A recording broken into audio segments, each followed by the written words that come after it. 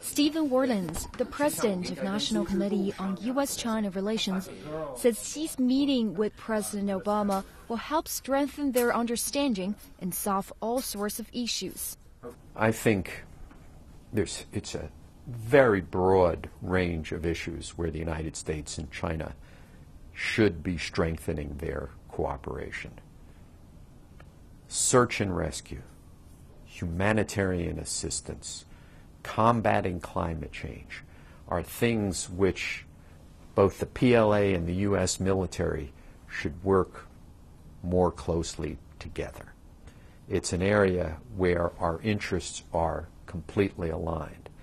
Anti-terrorism is an area where the United States and China face the same threat.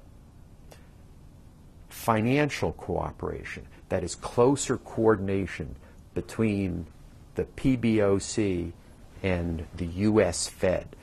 In considering the important roles played by the two countries in the international arena, Warlins believes that face-to-face meeting between the two leaders can help strengthen mutual trust of the two countries, which will, in turn, be conducive to the whole world.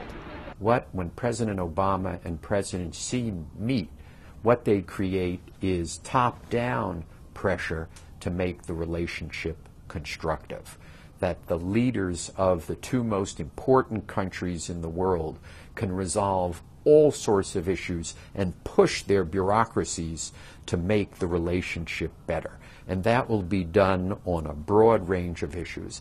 In addition, there are many misunderstandings that exist between the United States and China. And when two presidents get together and they look at each other the way I'm looking at you today, it's able to resolve a number of those misunderstandings. Warlins' point of view is echoed by Ted Carpenter, a senior fellow at the think tank Cato Institute. Carpenter says that it's high time that the United States should join China in safeguarding post-war order, and close cooperation between the two countries can have a positive and stabilizing impact on the range of issues. But he calls on the two countries to accept each other as equal great powers, as he believes that in a stable 21st century global order, each great power needs to respect the regional prerogatives of other great powers. So he advised that China should accept U.S. important interest in the Western Hemisphere, while the U.S. should accept China's important interest in the East. In regard to this, Joseph Matthews, Director of International Cooperation Department at the Asia University in Phnom Penh, praised China for its 5 principles of the peaceful coexistence, which have been adhered to by China over the past decades. You know, sometimes some country, I don't have to mention the name, their economic development or the economic aid come with a condition. They attach with a condition, and China have never did.